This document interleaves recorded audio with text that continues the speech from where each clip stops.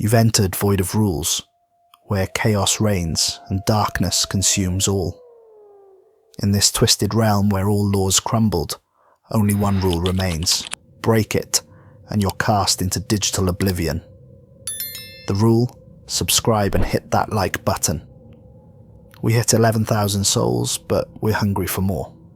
Next stop, 100,000 before 2027. We're also on Spotify now and Devoid of Fears if you want fewer ads or to listen with your phone off. So subscribe, like, and let's take over every platform out there. Now let's dive into today's story. I thought I was sent to stop something from getting out. I was wrong. I was sent to stop something from getting in. That's the kind of line you're supposed to save for the end of a story. The revelation you earn, the twist you hide until the last moment. I'm not hiding it. I'm telling you now because everything that comes after only makes sense if you understand from the start that the job I was trained to do, the mission I believed in completely, was designed from the beginning to end the world. And I nearly did it. I almost completed it with both hands and a clean conscience and 6 years of professional pride, and walked away thinking I'd done something good. My name is Kale Vireth.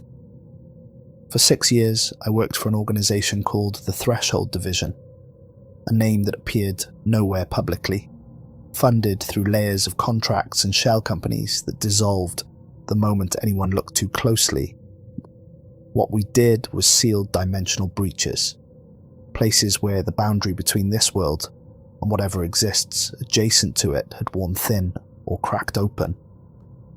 I was the closer, a threshold engineer.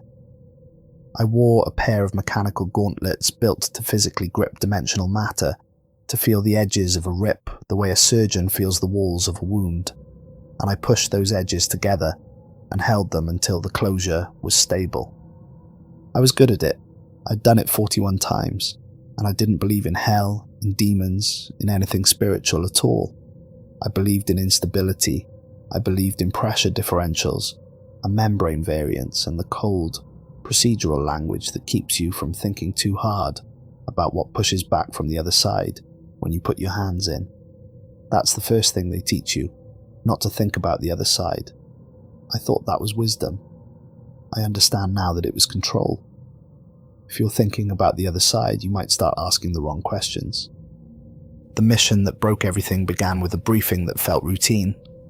Active breach, Class 4 contamination risk, southwestern Turkey, remote ruins, no foot traffic, a thermal spring running through the area consistent with the geological instability we typically found at breach sites, heat and seismic pressure on fault lines, creating the exact conditions where the membrane between worlds went brittle. The file included satellite images, stone archways, columns worn smooth, the remnants of a structure built around a cave entrance set into a hillside. I recognized the location before I finished reading the first page, not from personal experience, from 6 years of studying every site where the membrane had gone wrong, from knowing that certain places on this earth have been wrong for a very long time, and that the people who live near them knew it, and that what they built around that wrongness was not always what later generations thought it was. The ruins were Hierapolis. If you know the name at all, you probably know it as a UNESCO World Heritage Site near a town called Pamukkale in southwestern Turkey. You might know it as an ancient Roman spa city, famous for its thermal springs and white limestone terraces, a place where the wealthy of the ancient world came to soak their ailments away in mineral waters that ran hot from the earth. The travertine formations at Pamukkale, calcium deposits left by centuries of flowing spring water, are genuinely beautiful. They cascade down the hillside in pale terraces pooled with warm water, and they look from a distance like a frozen waterfall, something between natural and otherworldly. Tourists photograph them constantly. They have no idea what's in the hillside above. Hierapolis was founded around 190 years before the Common Era by a man named Eumenes II, the king of Pergamon, who recognized that people would travel enormous distances to sit in water they believed had healing properties. He was right. The city grew into one of the ancient world's premier healing centers. Doctors, philosophers, priests, the infirm, and the wealthy all making the journey to take the waters, to breathe the mineral air, to sleep near the springs and receive what the locals called the gift of Apollo. For centuries, it was a city of perhaps 100,000 people. It had a theatre that could seat 15,000. It had bathhouses and temples, and an acropolis so large and elaborately built that walking through it today takes hours. The Apostle Philip spent the last years of his life there.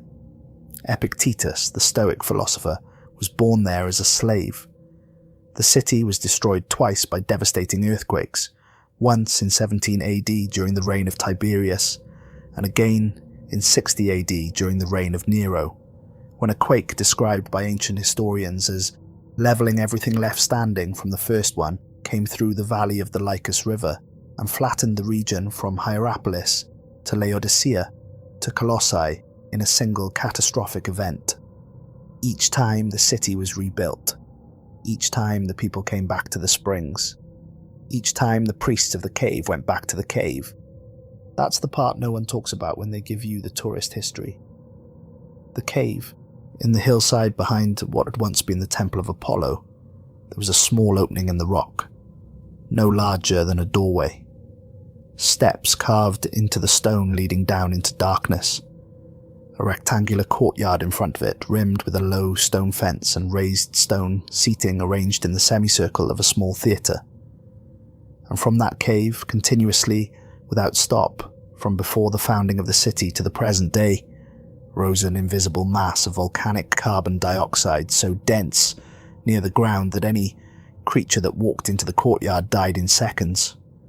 The ancient priests called it the Plutonian, Pluto's gate, the entrance to the realm of the dead. A Greek geographer named Strabo visited Hierapolis around 20 years before the Common Era and wrote about the cave with the specificity of a man who wanted posterity to understand he was reporting facts, not myths. He described the vapour as so thick you could barely see the ground inside the enclosure. He described throwing sparrows into the space and watching them fall dead before they reached the stone. He described bulls being led inside by the priests, the Galli, the eunuch priests of the goddess Cybele, and dragged back out as corpses while the priests themselves walked in and out apparently unharmed. He had theories about why the priests survived. He mentioned that they seemed to hold their breath, that he could see something like a suffocating expression pass over their faces when they entered, but that they came out standing. He attributed their survival to divine protection, or to their castration, or to some physical quality he couldn't identify. Modern archaeologists who rediscovered the site in 2013, it had been lost for centuries, buried under the accumulation of earthquakes and Christian suppression and time, identified the science quickly enough. The gas is carbon dioxide produced by volcanic activity deep in the Babadag fault zone. It's heavier than air. It pools near the ground in concentrations high enough to kill any animal within seconds of exposure. The priests survived because they were tall and kept their heads above the gas layer, because they held their breath when they descended into the worst of it, and because they understood the cave's properties well enough to work within them, while the crowd of observers in the stone seats above believed they were witnessing divine immunity. Scientists who measured the site found that the CO2 concentration 40 centimeters above the arena floor still reaches levels sufficient to kill a person within a minute. During the excavation, several birds flew too close to the cave entrance and dropped from the air mid-flight. When the archaeologists announced the discovery, they noted this almost as a footnote. The gas is just as lethal now as it was in the 1st century before the Common Era. What the archaeologists didn't ask, because it wasn't their field, was why the priests had maintained the site at all.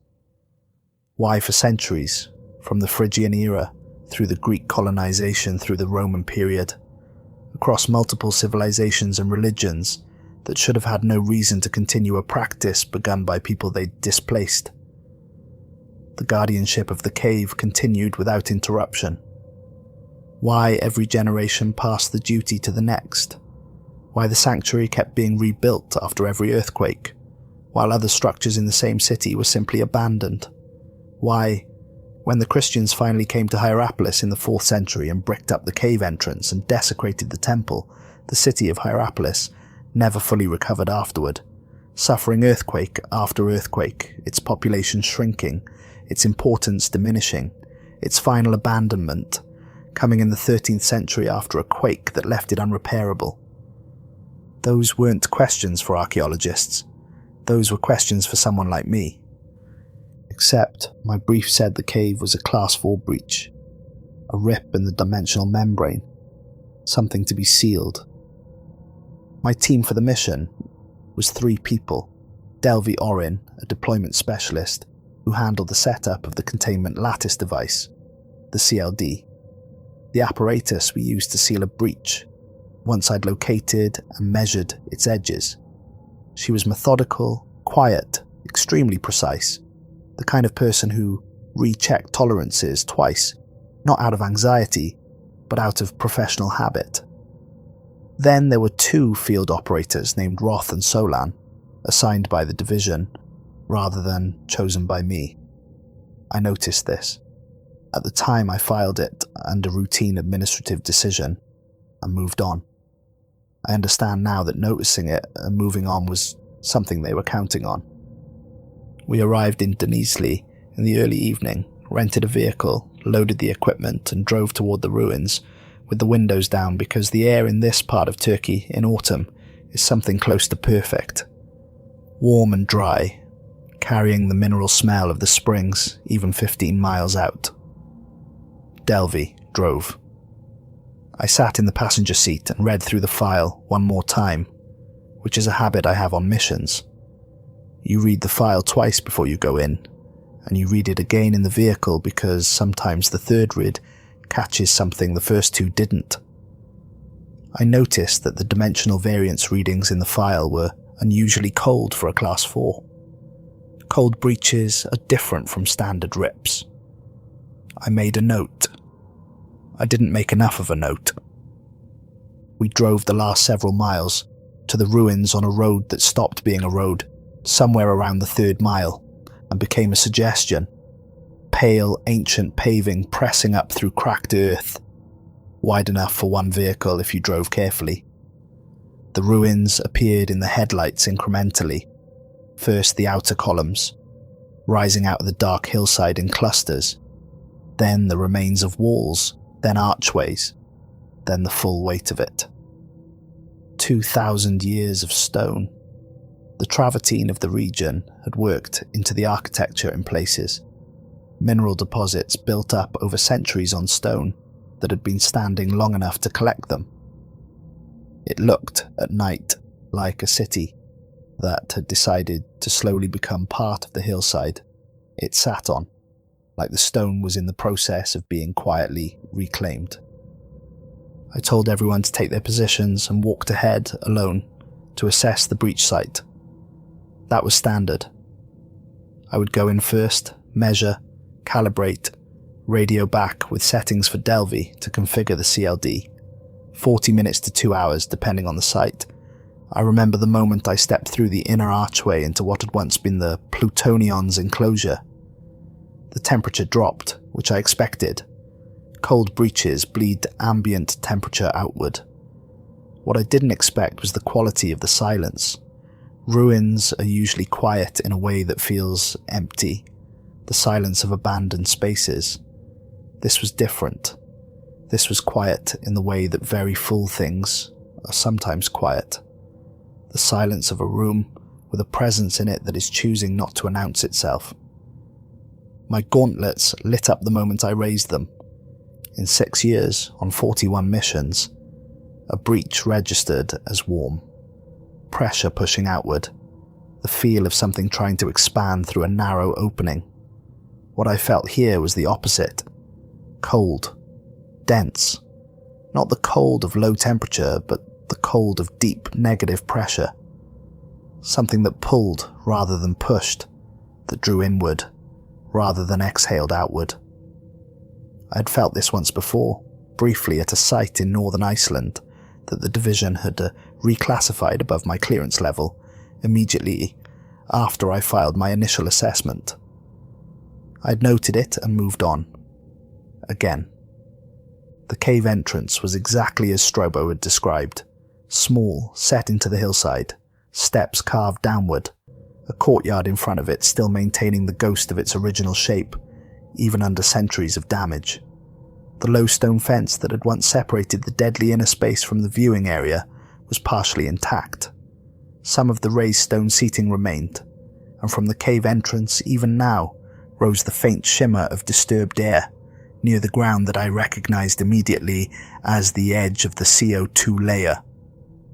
I watched a small lizard run along the base of the stone fence toward the cave, and reverse direction so abruptly it tumbled over itself, scrambling away with the particular urgency of an animal that has encountered something its nervous system has firm instructions about.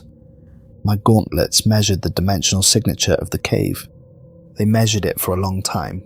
I stood there in the dark, with my hands extended, and my jaw tight, and I thought about cold breaches and what they meant, and what the difference was between a rip in a membrane and a crack in a lock.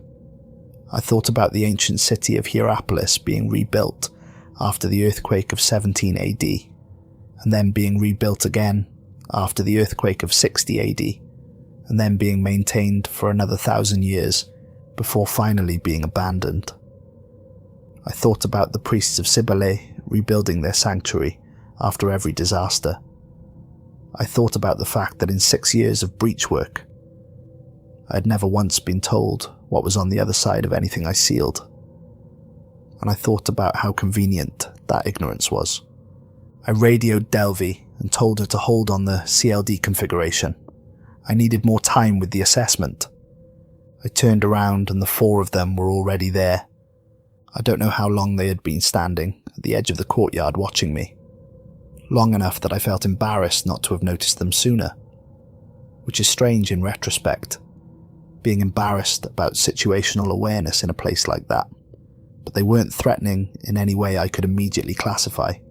They stood still. They watched. They waited. The woman at the front of the group had a particular quality of stillness that I associated with people who had been in very dangerous situations so many times that anxiety had stopped being a useful response and been replaced by something quieter and more durable. She was perhaps 40, perhaps older. In the ambient glow of my gauntlets, it was difficult to be precise. She was lean and dressed practically, and she was watching me with the expression of someone seeing a thing they had expected and dreaded in equal measure. When she spoke, her voice arrived in 2 layers. One of them was hers. The other was something else occupying the same frequency. Not louder, not quieter, not quite an echo. A second voice that matched hers, exactly in cadence and inflection, but carried a resonance that had nothing to do with the mechanics of human speech.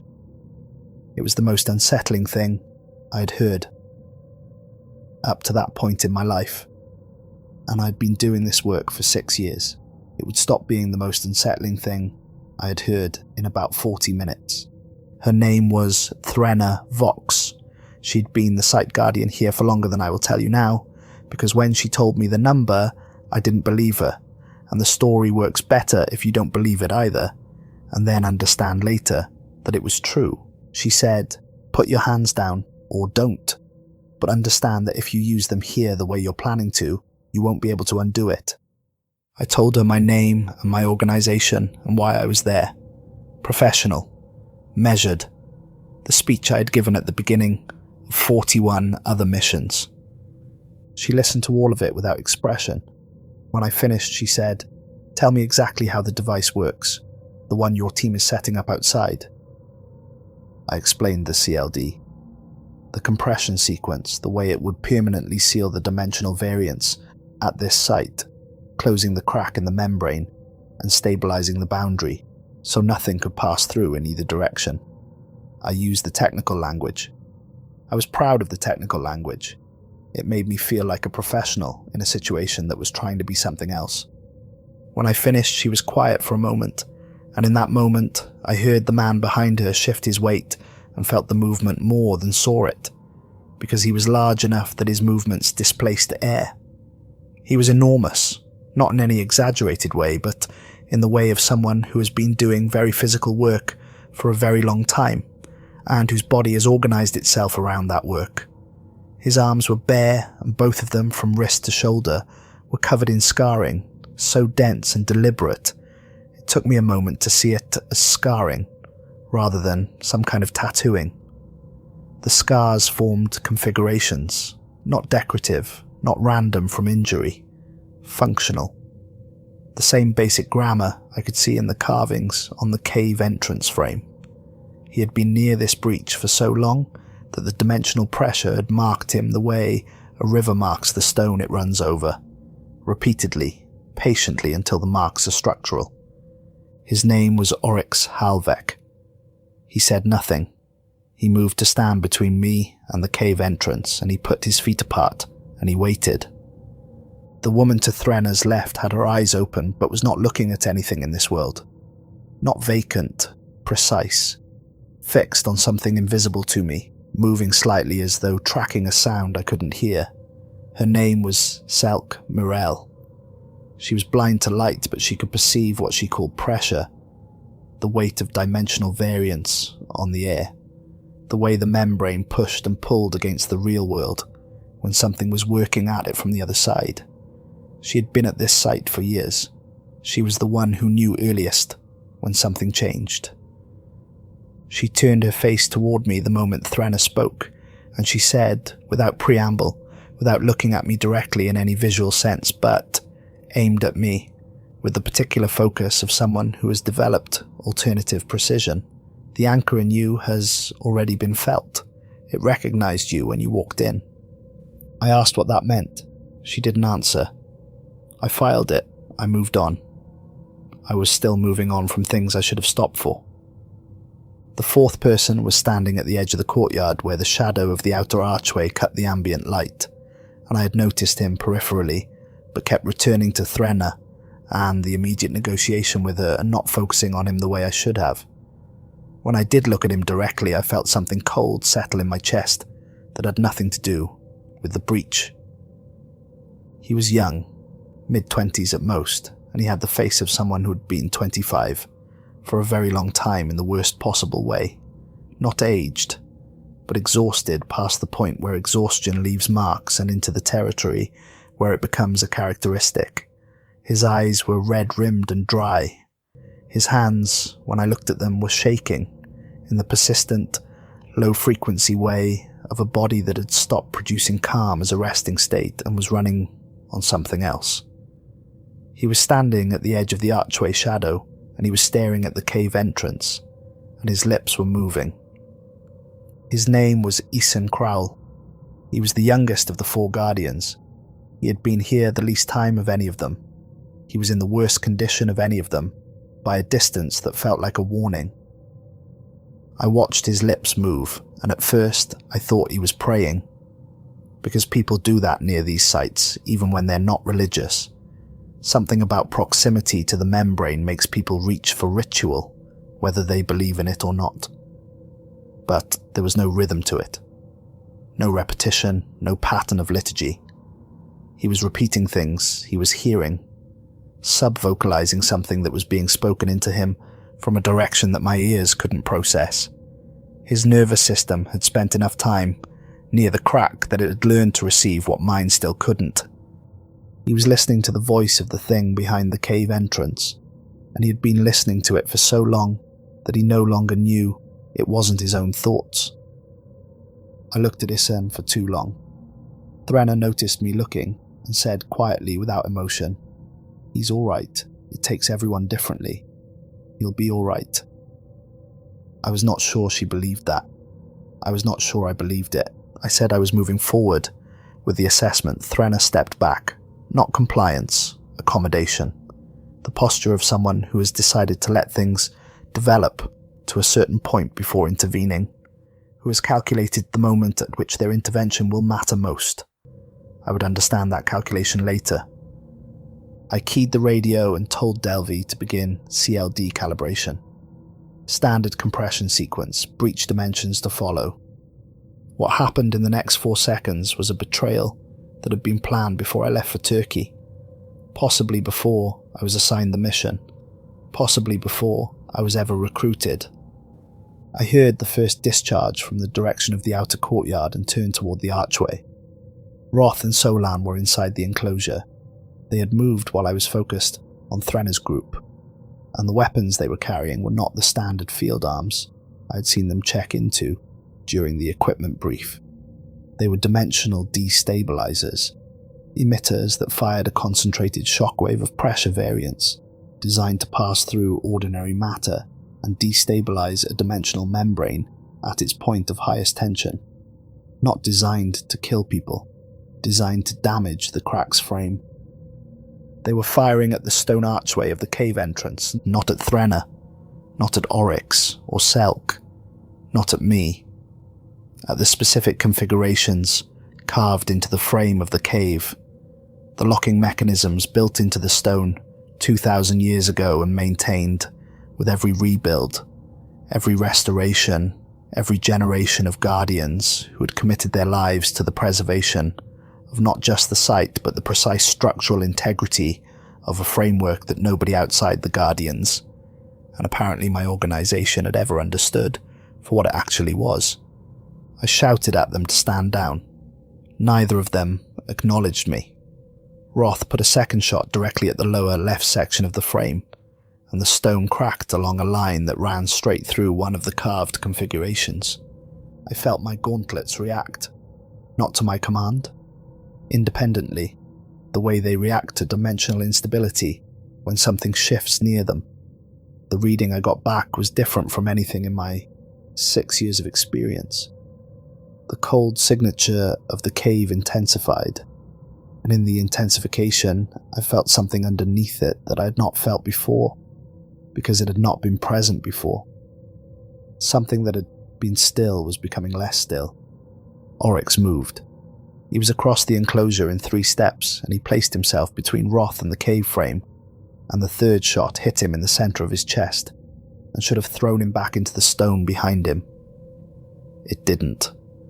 The configurations on his arms blazed white, not glowing, blazing, the specific white of something burning from the inside, and the impact spread through him, and into the ground, and he absorbed it and stayed standing with his feet planted, and his face completely calm. Not stoic, not resigned. Calm the way something is calm when its entire purpose is to endure a specific kind of impact, and it is very good at its purpose. Threnna was moving before Oryx finished absorbing the shot. She had the blade out, a long thin weapon that I hadn't seen holstered, and didn't see her draw. It simply appeared in her hand. It was made from something I couldn't immediately identify as any conventional material. The edges of it seemed less like edges and more like boundaries, places where the blade's certainty about its own shape met the air's uncertainty, and came to a complicated agreement. She drove at Solan, not to kill but to occupy, to force him back from the frame and keep his emitter pointed away from the stone.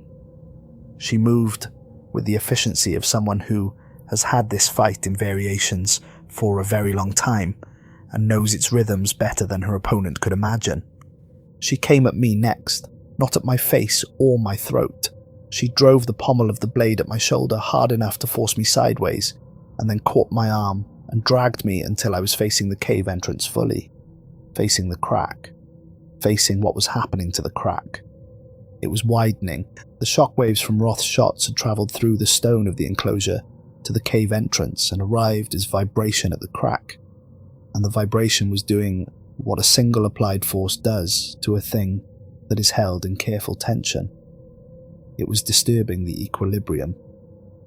The 1-inch gap, consistent from floor to ceiling, as it had presumably been for as long as the Guardians had maintained it, was now closer to 4 inches, closer to 5. The faint ground-level shimmer of CO2 had become a visible mist spreading across the courtyard floor in a thin layer, and the dimensional reading from my gauntlets had stopped being a steady cold and was now fluctuating in pulses, each one deeper and stronger than the last, like a heartbeat belonging to something very large, becoming aware of something it had been waiting a long time to notice. Then the limbs came through. I need to be careful about how I describe what I saw, because I have, in the time since, tried to describe it to Delvey and to 3 other people, and every time I describe it, they either don't believe me, or they believe me in a way that gives them nightmares for weeks, which was not my intention. So I will be precise. From the widened crack in the cave entrance, limbs came through, long, jointed, black in a way that was less a colour and more an absence. Not darkness, because darkness is just the absence of light, and this was the absence of something else. They moved with multiple joints bending in multiple directions in a sequence that had its own logic, but not a biological logic I could reference from anything I had ever seen. They were not frantic. They were not violent. They pressed through the crack methodically, each one widening the gap slightly further as it came, the way a person puts their hand through a gap in a fence, not to reach for something on the other side, but simply to test how wide the gap is, and whether it can be made wider. They did not reach toward any of us. That was the part that hit me hardest.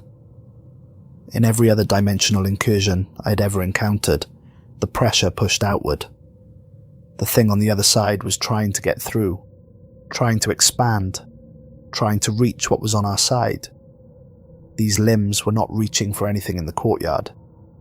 They were simply making room, adjusting the opening, patient and mechanical, and utterly unconcerned with the human beings standing 10 feet away, watching them. Selk spoke from her position at the edge of the enclosure. She had not moved. She had her blank eyes fixed on the crack, and she said, in the same flat tone she had used to tell me about the anchor, "It is not trying to get out. It is trying to widen the wound. It wants to be able to breathe here." Issen made a sound. I looked at him and wished I hadn't. He had moved toward the crack, not running, not urgently. He had simply drifted several feet in that direction the way a person drifts toward music in a crowded space, pulled by something that bypasses the decision-making process entirely. He was close enough to the ground-level CO2 layer that he should have been coughing, and he wasn't. His lips were moving faster now. Whatever the crack was saying to him, it was saying it more clearly. His face had the expression of a person hearing a long familiar voice after a long absence, and the specific horror of that expression was that it looked like relief. Oryx saw it before I did. He turned from Roth and crossed the enclosure and put one massive hand on Issen's shoulder and simply walked him backward, away from the crack, the way you walk a sleepwalking child, away from a staircase. Issen went without resistance. He went and kept staring over his shoulder at the crack and kept moving his lips. Oryx returned to his position between Roth and the cave frame without expression. Solan made the critical mistake of the battle in that moment. He flanked left outside Threnna's range and got a clear line on the lower right section of the cave frame and fired. The shot landed. A section of carved stone, roughly 2 feet square, fractured, and a piece of it fell, and the configuration it had been part of was broken. The gravity shifted. This is the part I always struggle to describe accurately because there's no human experience I can use as a reference point. The floor didn't tilt. The walls didn't move. The structural geometry of the enclosure stayed exactly where it was, but something in the physics of the space renegotiated its terms, and what came out of that renegotiation was a second direction that gravity was interested in, a pull that had nothing to do with the earth below us, and everything to do with the cave entrance to our left, and it was strong and it was growing. Loose material moved first. Grit and dust and small fragments of stone slid sideways across the courtyard floor towards the crack. Then a piece of column section that had to weigh several £100 shifted 6 inches in the same direction with a grinding sound that I felt in my back teeth. Then I felt my feet start to slide, and I threw my hands out and the gauntlets found the stone face of the inner wall and locked in, and I held myself there with my arms extended and my boots scraping slowly sideways and watched the world around me, decide it had somewhere else to be. Roth lost his footing. He grabbed for the remains of the stone fence and his fingers found it, and he held for a moment, and then the fence section he was holding pulled free from the ground, and he and it slid together toward the crack. I watched him hit the edge of the light my gauntlets through. I watched his face in the moment he understood what was about to happen to him. I watched him go through the crack. The gravity released immediately. Not gradually. Immediately. As though whatever adjustment the other side had been making was complete and the pull was no longer necessary. Everything that had been sliding stopped. The dust settled back toward the ground. Isan had not moved during the gravity shift. That registered somewhere in my mind as something I should think about, and then the crack opened further and I stopped thinking about it. Solan was on the ground near the far wall, having caught himself against the stone during the shift. He was breathing hard and his emitter was still in his hand, and he was staring at the crack with an expression I recognized as the specific look of someone whose professional composure has just met its limit. Threnna was at the cave frame. She had her hands against the stone near the fracture Solan's shot had made, and she was pressing her palms flat against it, and she was talking, very quietly, too quietly for me to hear, over the distance. I understood she was not talking to anyone in the courtyard. Oryx was on his knees beside the broken configuration. He had his scarred arms pressed against the damaged stone, and his runes were blazing full white, and his jaw was set and sweat was running down his face, and he was shaking, the first time I had seen him show physical strain, which meant the physical strain was significant. The broken configuration was asking more of his body to compensate for. Selk said, into the silence of the courtyard, "He has been here." We all looked at the crack, at the now 8-inch gap, at the darkness beyond it, at the space where Roth had been. And then Roth came back. He came back through the crack slowly. He stepped through it the way you step through a doorway, into a familiar room. No hesitation, no urgency, no residue of fear or shock, or the disorientation you would expect in someone who had just passed through a crack in the fabric of reality and spent approximately 45 seconds on the other side of it. He stood up straight. He turned around. He looked at me. I'm going to tell you something about that moment that I have not told anyone else, not even Delvey, because I don't have language for it that doesn't sound like the invention of a frightened person trying to make their fright comprehensible. What I saw in Roth's face was not wrong. That's the thing. It was precisely right. Every expression in the correct place, every feature arranged in the appropriate configuration, eyes the right color, voice the right pitch when he spoke. It was a perfect rendition of a man, walking back from a 30-second absence with no notable event to report. And that perfection was the thing that made the ice come into my chest and stay there. Because I'd worked with Roth for 4 days, and I had a sense of him the way you develop a sense of someone you're around in high-stress conditions. A baseline. Roth had a way of standing when he was relaxed that was slightly different from the way he stood when he was focused. A slight weight shift, a particular angle of the shoulders. What I was looking at had the correct posture for a man in a professional situation requiring focus. It was too correct. There was no bleed between the categories. Roth, as he had actually existed, had imprecision in him, the natural imprecision of a person whose body carries the accumulated habit of itself. What stood in front of me was precise in a way that people aren't. It was a very good understanding of a man that had never been that man. It said, in Roth's voice, "We need to get the CLD deployed. Help me get the configuration set." It walked toward the outer archway, towards where the CLD was set up outside the enclosure, without waiting for my response.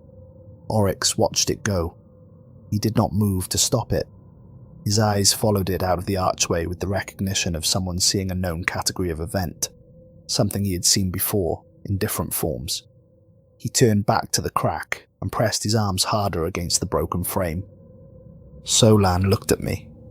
He had seen everything I had seen, and he was waiting for me to tell him what the professional response was. I didn't have one. I had a mouthful of the specific silence that happens when your entire operating framework turns out to have been wrong about the essential nature of the problem. Thranna came to me then. She didn't run. She walked quickly and with purpose, and she was close to me before I registered. She was moving, and she put her hand on my arm and she looked up at me, and everything in her expression was stripped of everything except the essential message. And the essential message was, there is no more time. She said, "You feel it, don't you? What the gauntlets are actually reading, what that crack actually is." I said yes, because I did. I'd been feeling it since I walked in, and had been filing it under assessments that needed more time, which was what I always did with things I didn't want to be true. She said, "Then hear me. The chains behind that crack are not iron. They are not anything physical. They are made from the door being open, that specific distance, that exact angle. The founders built this knowing that the only material strong enough to hold what is on the other side of those chains is the specific relationship between the crack and the air that passes through it. Close it by a millimeter and the tension drops. Close it all the way and the chains have nothing to attach to. What is behind those chains does not escape through this crack. It escapes through every crack, through every place in the world where the membrane is thin, all at once, everywhere." Solan said from somewhere to my left, "What was that thing? The thing that came back in Roth's face?" Thranna didn't look at him. She kept looking at me. She said, "The outermost edge of what is chained. A fraction of it reaching through to accomplish what the rest of it needs. It cannot come through here. This crack is too specific, too maintained, but it can send a piece of itself, just enough to wear a face and push a button." Outside the archway I could hear the CLD powering up. The sound of it was distinctive, a rising harmonic as the device built to operational capacity, a sound I'd heard 41 times before, and associated with the clean completion of a job done right. It sounded like the end of a successful mission. It sounded like the thing that would end the world. The limbs in the crack had withdrawn during the gravity shift and the return of Roth's body. The crack was still wider than it had been, 6 or 7 inches now where once it had been 1, and the configurations on the frame were fractured in 2 places, and Oryx was working to maintain the tension of the undamaged ones, while his body paid a cost I could see in the trembling of his arms. Eason was standing in the corner of the enclosure, and for the first time since I had arrived his lips were still. He was watching the crack with an expression I could only describe as grief. Not fear, grief. And I thought about what Selk had said about him settling into his position, and I thought about what that settling had cost him, and what it had already taken, and what it would take going forward. Selk said from her position, "You already know what to do. Your hands know it. They've known it since you first touched the frame." The CLD harmonic reached full power. Through the archway I could see the light of it, the specific blue-white of a device at operational readiness. I had 41 clean completions on my record. I had been trained for 6 years by people who knew exactly what this site was and exactly what I was and exactly what would happen if I followed my professional instincts. I had been built carefully and patiently into the exact tool they needed for exactly this moment. I made a decision. I drove both gauntlets into the crack. Not to close it, not to widen it. I did what I had never done in 6 years of breach work.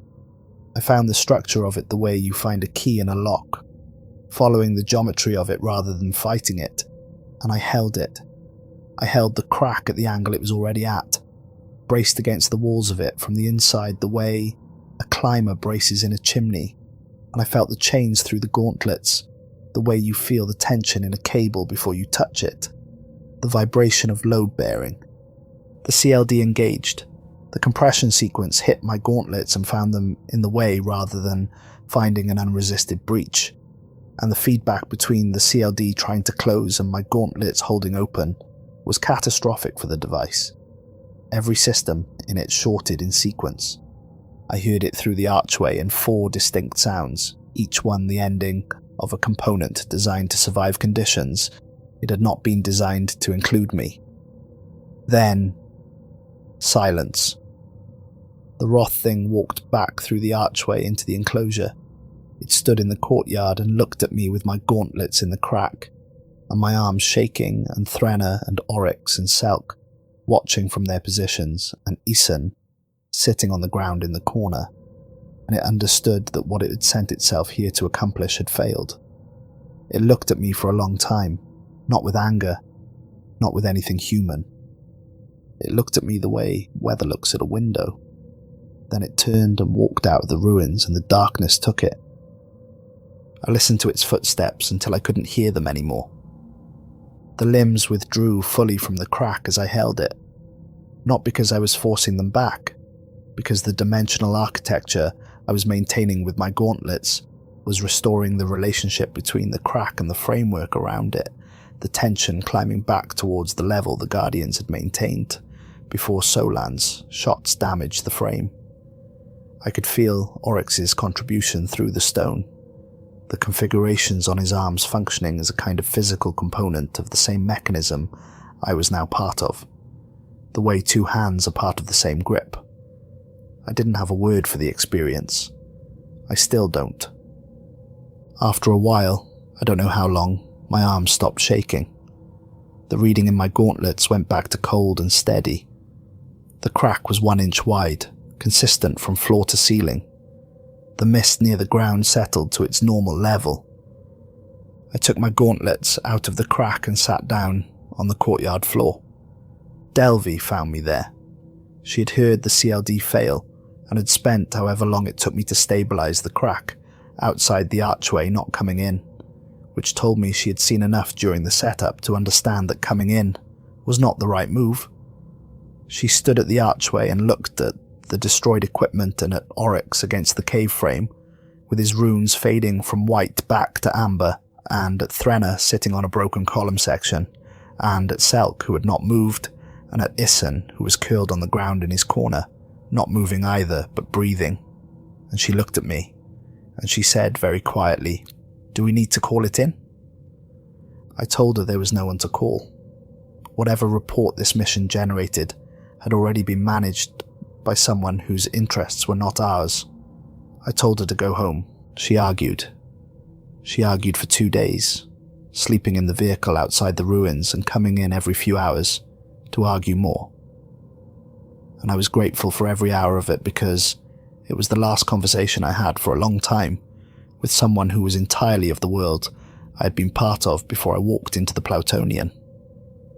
On the 3rd morning, she drove away, and I watched the vehicle disappear down the ancient road, and I turned back to the ruins, and that was that. Threnna sat with me the night Delvey left. We sat against the outer wall of the enclosure, with the crack visible across the courtyard from us, just a vertical strip of darkness in the hillside that had been there for longer than the city around it, and she told me things I had been assembling pieces of, and hadn't wanted to finish assembling. She told me that the Threshold Division had been attempting this mission in various forms for 50 years, that they had managed to get a field engineer with a sufficient dimensional anchor to this site twice before me, with working CLD equipment in positions to seal the crack. She told me what had happened both times. I asked her what she meant by that. She said, "Look at the earthquake record for the Denizli Basin, the one in 17 AD, the one in 60 AD that destroyed both Hierapolis and Laodicea simultaneously, the ones in the 4th century, the 7th century, the 14th. She said the pattern in the historical record was not geological coincidence. It was the consequence of a specific action taken at a specific site, repeated across history by people who did not understand what they were doing or were paid not to understand it. I looked it up.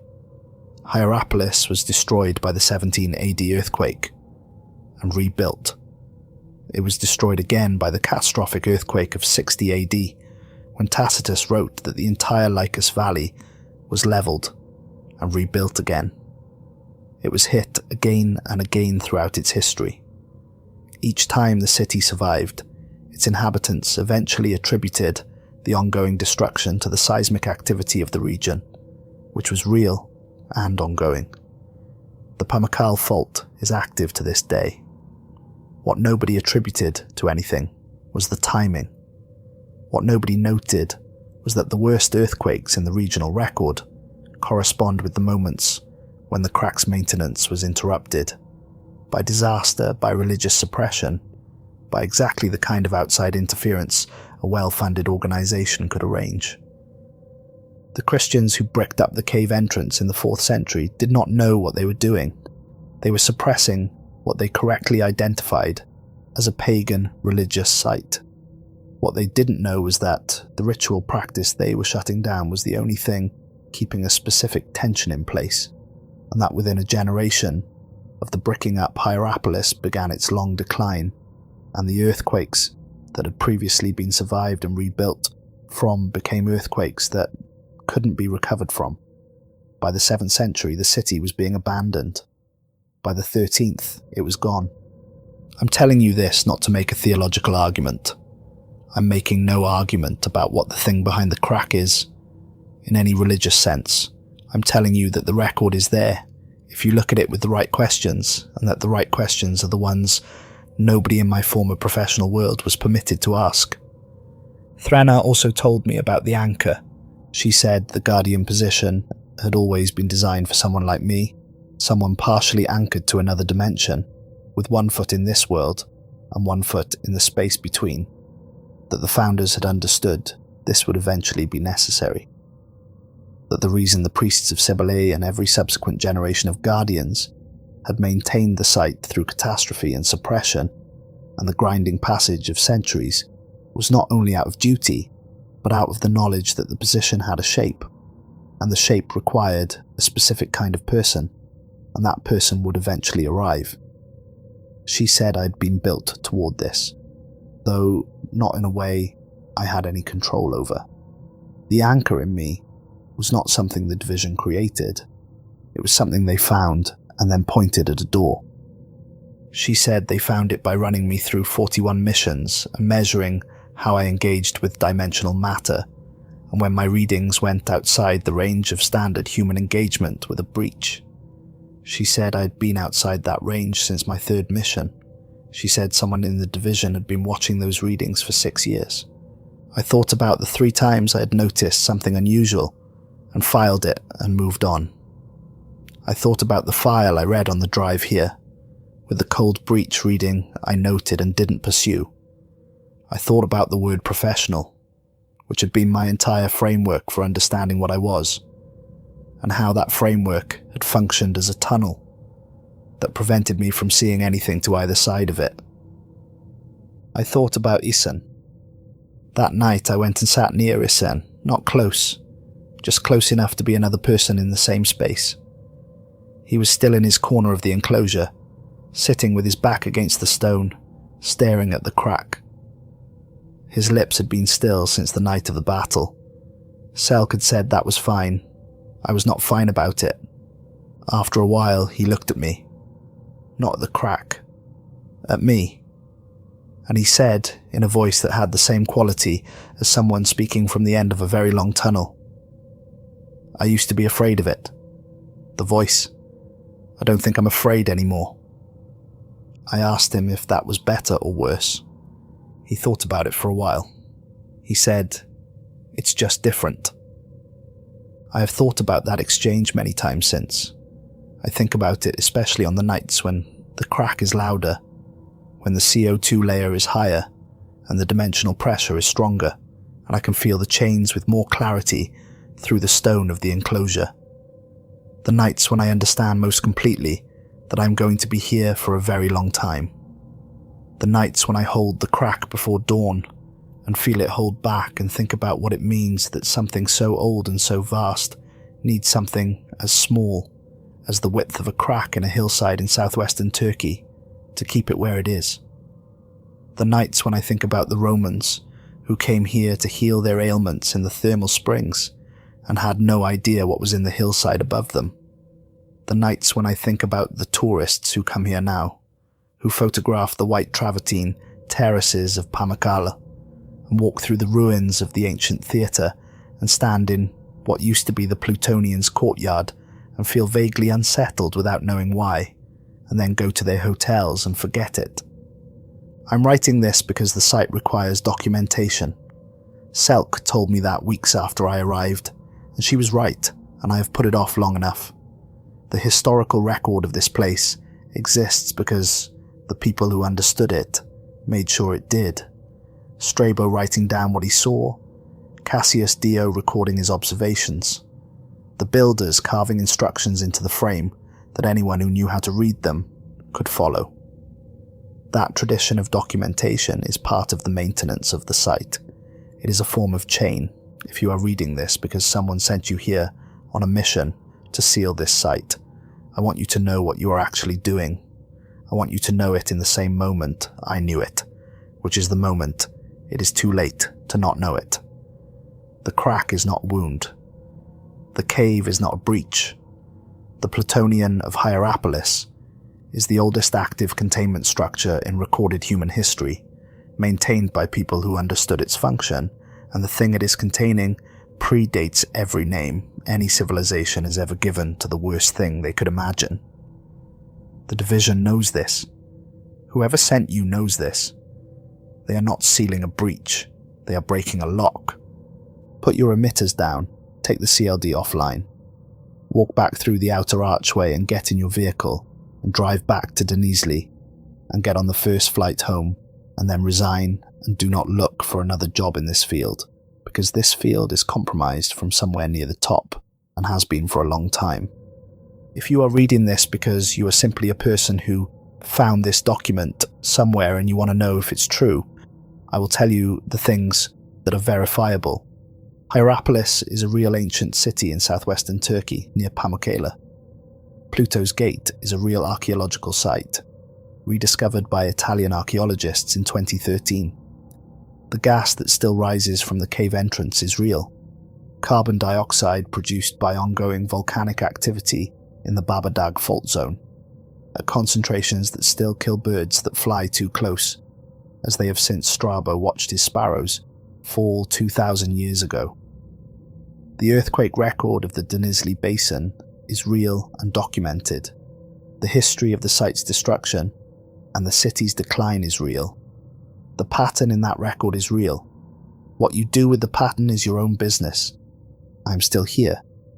Oryx is still here, which is to say Oryx has always been here and will continue to be here after I am gone, because some people become features of a place rather than inhabitants of it. And Oryx became a feature of this one a very long time ago.